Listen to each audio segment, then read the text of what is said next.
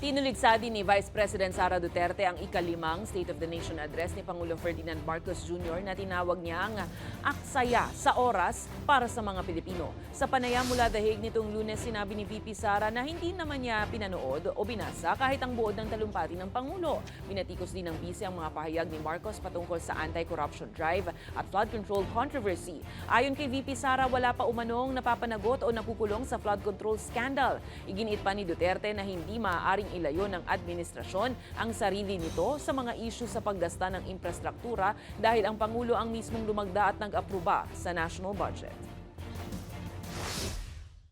Hindi ako nanood ng SONA like last year and wala akong planong basahin ang nilalaman ng SONA o kahit man lang summary dahil I truly believe it is a waste of time of the Filipino people.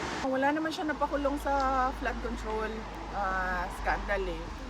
At saka yung sinabi niya na mahiya naman kayo, it was a PR stunt na sinali nila yung linya na yon sa speech niya na nag-backfire.